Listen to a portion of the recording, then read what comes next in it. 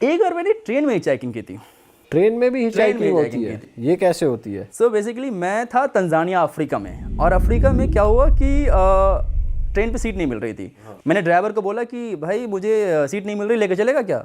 4 दिनों की राइड थी। तो बोला आ जा बैठ जा। तो मैं ड्राइवर के साथ बैठ गया। उसके बाद वो ड्राइवर मुझे बता रहा है कि ट्रेन कैसे चलाते हैं। अच्छा। ट्रेन चलाने सिखा रहा है मुझे, देखो ऐसे करना होता है, ऐसे करना होता है, ऐसे करना होता है। और हम लोग एक्चुअली जंगलों के रास्ते से पार हो रहे थे सवाना के थ्रू। तो मुझे हाथी दिख गई, तो उस बंदे ने ट्रेन रोक दिया, जा वीडियो जाकर बना बाहर। अरे ऐसे ऐसे एक्सपीरियंसेस हुए कि जाओ आराम से, जब मन करे ट्रेन रुकवा लो। ऐसा लग रहा था कि मेरा पर्सनल गाड़ी है ये। अच्छा। और बहुत ही बड़ी कैरेज थी, और बहुत सारे लोग भी थे उसके अंदर, क्योंकि एक ट्रेन चलती थी हफ्ते में एक बार।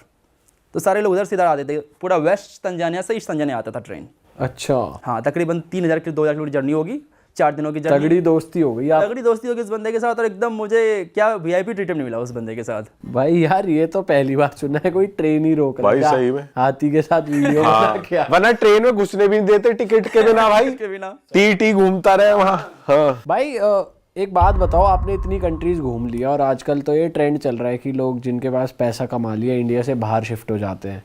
तो अगर मैं आपसे कभी पूछूं कि भाई आप अगर शिफ्ट होना चाहोगे 167 जितनी आपने कंट्रीज घूमी है उनमें से, तो आप कौन सी कंट्री में हमेशा के लिए रह सकते हो? इतनी सुंदर लगी या इतनी बढ़िया लगी? पता नहीं, अभी तक तो मुझे ऐसा कुछ फील नहीं हुआ मुझे। तो अभी सारे कंट्रीज खत्म करने के बाद मैं इंडिया रहना प्रेफर करूंगा। अच्छा। सारे कंट्रीज जब मैं चले जाऊंगा तो मैं इंडिया रहना प्रेफर करूंगा।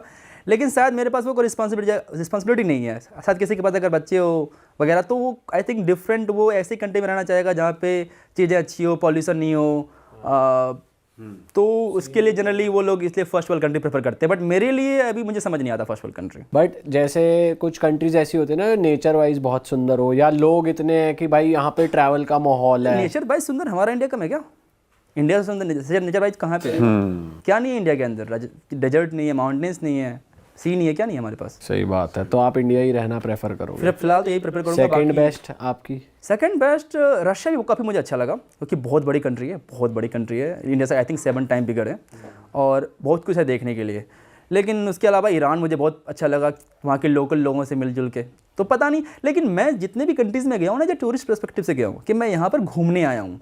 अब वहाँ पे रहने के बाद आपको समझ आया कि क्या प्रॉब्लम्स हैं ये, क्योंकि आपको समझ में नहीं आएगा जो टूरिस्ट। पर आप रहते भी तो 1-2 महीना हो वहाँ पे। 2 महीना में फिर भी आप एक जगह नहीं रहते हो ना, आप मूव करते रहते हो। आप एक जगह रहोगे, फिर देना प्रॉब्लम होगी ना वहाँ पे, आपको समझ में नहीं आएगा एक दो लाइक ट्रैवल करते करते कि क्या प्रॉब्लम्स है इसके अंदर। भाई जैसे आप रशिया की बात कर ही रहे हो, बहुत लार्ज कंट्री है, ऐसे ही आप यूएस भी बहुत बार गए हो, वो भी लैंड एरिया बहुत बड़ा है, और दोनों आपस में राइवल्स भी हैं। तो आपको कौन सी कंट्री बेटर लगती है और क्यों? ओह, बहुत ही डिफिकल्ट क्वेश्चन, क्योंकि यूएस भी बहुत बड़ा है और बहुत ही ब्यूटीफुल है। मैंने यूएस में भी ट्रैवल किया अच्छा खासा, तो काफ़ी सुंदर कंट्री है वो, इंटरेस्टिंग भी है। बट लोग वाइज मुझे रशिया ज़्यादा अच्छे लगे, लोग ज़्यादा अच्छे हैं वहाँ पे। और सेफ्टी वाइज भाई? सेफ्टी वाइज तो Russia is much better than US. Russia बहुत सेफ है यूएस के मुकाबले। तो रशिया में वो सब नहीं होता कि जैसे आपका सामान यूएस में चोरी हो गया? रशिया में उतना नहीं होता चोरी, ना ही वहाँ पे इतने मर्डर्स होते हैं।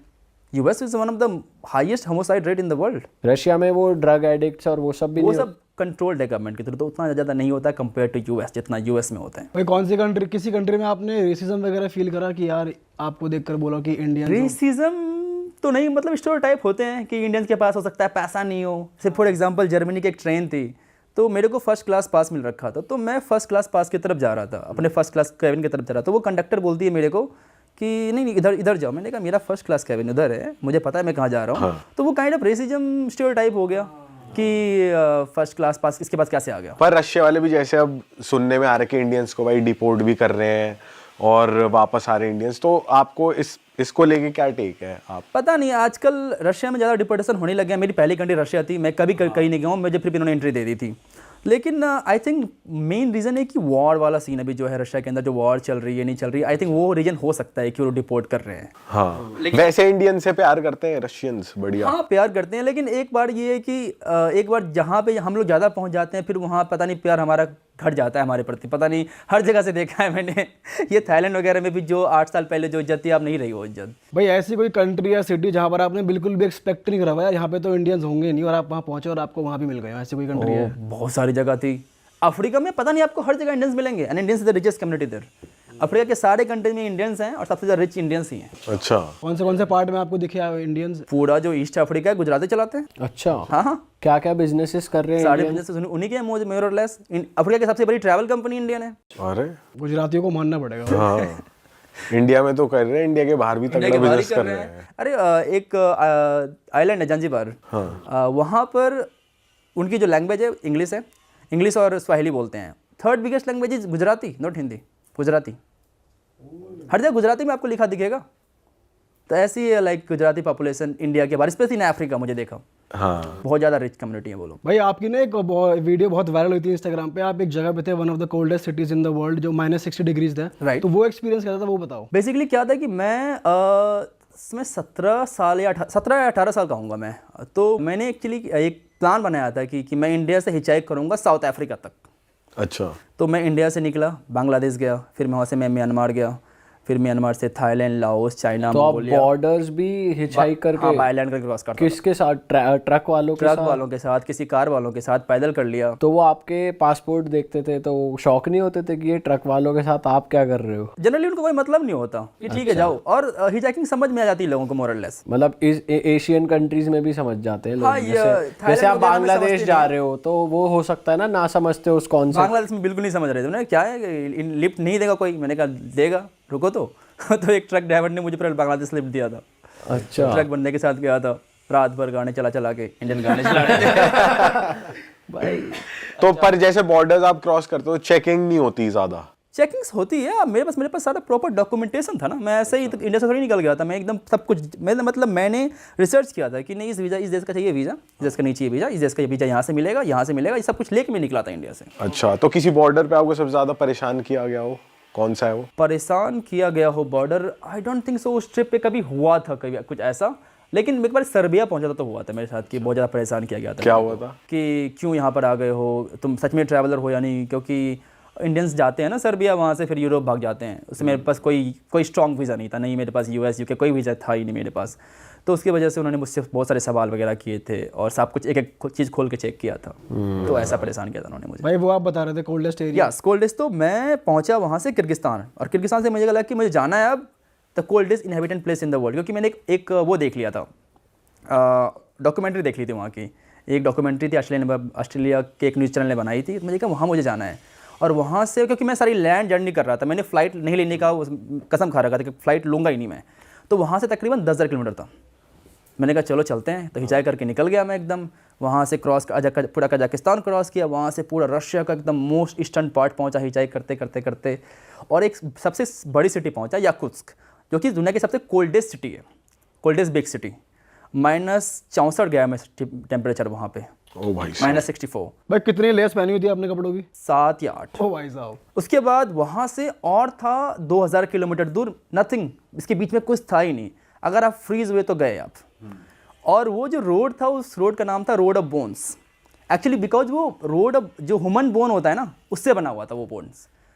उसकी छोटी सी हिस्ट्री बता देता हूँ कि हुआ क्या था कि गुलक्स के टाइम जो गुलक्स प्रिजनर्स थे उनसे रोड बनवाया जा रहा था। और वो जब मर गए, क्योंकि इतनी कोल्ड वेदर में तो मर ही जाएंगे, जब मरे तो उसका जो बोन था एज अ स्टोन यूज़ कर लिया उन्होंने कि चलो हटा, नहीं बोन नहीं है तो स्टोन ही डाल देते हैं, सॉरी स्टोन नहीं तो बोन ही डाल देते हैं। और तो एवरी 1 मीटर जितनी आप कदम लोगे उतने लोग वहाँ मरे हुए हैं, उसके अंदर दफनाए हुए हैं। बेसिकली आप शमशान के ऊपर पूरा चले जा रहे हो।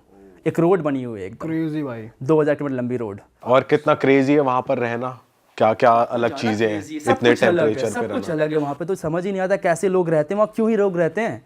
अब बाहर नहीं सकते 10 मिनट से ज़्यादा। 10 मिनट के बाद आपको फील होगा कि क्या क्या हो रहा है, सब कुछ एकदम। और जो घर है उनका इंफ्रास्ट्रक्चर ऐसा है कि वो गर्म रहते ही हैं या इतने अच्छे से बने हुए हैं कि अंदर ठंड नहीं लगेगी आपको? ह्यूमन आई थिंक हर जगह रहने का जुगाड़ लगा ही लेते हैं। तो वो लोग भी वहाँ पे पहुँच गए। उनका मेन खाना मीट है। उनके पास जो घोड़े होते हैं वो होते हैं, उसको काट के खाते जाते हैं। उनका मेन फिशिंग है और खाते हैं घोड़े बहुत ज़्यादा वो लोग। घोड़ा इज़ द बिगेस्ट फूड खाना देर। और तुमने यहाँ पे कौन से चैलेंजेस फेस करे सिंस वो एकदम यार इतना ठंडा रहता है? बात ये है कि वहाँ जाने के लिए लोग थे ही नहीं। एक छोटा सा गांव है जहाँ पे 500 लोग रहते हैं और वो दुनिया का सबसे ठंडा जगह है जहाँ पे लोग रहते हैं। -72 डिग्री सेल्सियस गया वहाँ पे, -72 डिग्री सेल्सियस। हमारा फ्रीजर -30 रहता है, -20 -30। हाँ सही में। तो -40 डिग्री सेल्सियस। और वहाँ पे मैं पहुँचा, पहुंचने के लिए कुछ मिल नहीं रही थी, तो वो रोड पे मुझे लिफ्ट मांगना पड़ रहा, तो सब लोग मुझे बोल रहे थे तो मर जाएगा मर जाएगा मर जाएगा, सब रशियन मुझे वार्न कर रहे थे कि you will die you will die. मैंने कहा नहीं पहुंच जाऊंगा, मैं पहुंच जाऊंगा। तो वो रोड पे मैं 3-4 दिन तक लगातार लिफ्ट मांगता रह गया, और एक बार ऐसा हुआ था कि 3 दिनों तक कोई लिफ्ट मिली ही नहीं मुझे। मैं 3 दिनों तक लगातार रोड पर खड़ा हूँ मैं और लिफ्ट मांग रहा हूँ। 3 दिन तक आप रोड पे हो? हाँ रोड पे हूँ, और पास में एक कैफ़े थी, थैंकफुली उस कैफ़े में जाके मैं रुकता था जब ठंडी लगती तो मुझे। तो अरे बाप रे यार, भाई इतना टॉर्चर क्यों करा आपने अपने आप को भाई? ये तो सुन के मेरे को लग रहा है भाई यार। नहीं मतलब शायद अब बड़ी लगता बहुत है थ्रिलिंग torture। होगा तुम्हारे लिए, बहुत उस समय मेरे थ्रिलिंग था, लाइक इन्हें ये करना है, ये मुझे यहाँ पहुँचना है। I was the 4th Indian to reach there. उससे पहले कोई इंडियन गए, 4 इंडियन ही गए थे। हाँ अच्छा। वो भी एक्सपीडिशन चलती है वहाँ जाने के लिए, बहुत एक्सपेंसिव होता है वो ट्रिप। वो रशियन लेके जाते हैं बड़े बड़े कार्ड में एंड स्टफ। हिच हाइक करके आप पहले ही हो गए? हाँ पहले ही इतना मैं पहुँचा। भाई आपने इंडियन ट्रक ड्राइवर्स के साथ भी टाइम बिताया और बाहर के ट्रक ड्राइवर्स के साथ भी टाइम बिताया है, कुछ आपको डिफरेंस लगा पर्सनैलिटी में? या ये लोग क्योंकि इतने लंबे टाइम तक रोड पे ही रहते हैं, इनका माइंडसेट भी थोड़ा अलग, थोड़े लोनली होते हैं, कैसे क्या या सेम ही होते हैं, कैसा रहता नहीं है? मुझे एक बात लगा कि अगर यूट्यूब वगैरह चला रही नहीं तो कम से कम कंडक्टर तो बन ही जाऊंगा मैं। बैक वैक तो करवा ही दूंगा। इंटरनेशनल एक्सपीरियंस भी मेरे पास है। लेकिन हाँ ट्रक ड्राइवर्स वगैरह की जो लाइफ होती है ना, डिफरेंट है इंडिया के बाहर। एक बार तो रशिया के अंदर आप जो ट्रक्स देखोगे ना बहुत लग्जरियस होते हैं, यूएस के अंदर जो ट्रक्स बहुत लग्जरियस होते हैं, लेकिन आरबी हो जाता है, उसके अंदर फ्रिज है, खाना बनाने का है, 2 बड़े बड़े बंक बेड है सोने के लिए। तो रशिया के अंदर अलग ही ट्रक्स होते हैं, एकदम बड़े कंफर्टेबल ट्रक्स होते हैं। तो वो आपको शेयर करने देते थे बेड अपना? हाँ बोले आ जाओ सो जाओ ऊपर, कोई दिक्कत नहीं है, आके ऊपर जाकर सो जाओ, ऐसे लोग बोलते हैं रशिया के अंदर। अच्छा। और इंडिया में कैसे बोलते थे? इंडिया में भी अच्छे हैं एकदम, वो चाय बनाएंगे आपको, खिलाएंगे पिलाएंगे एकदम, वो भी बहुत हॉस्पिटेबल है। इंडिया में भी ट्रक ड्राइवर बहुत हॉस्पिटेबल है, पर वो लग्जरी नहीं है ट्रक उनके पास लग्जरी है ही नहीं, उनके पास कुछ नहीं, वो किस आपको कैसे देंगे वो?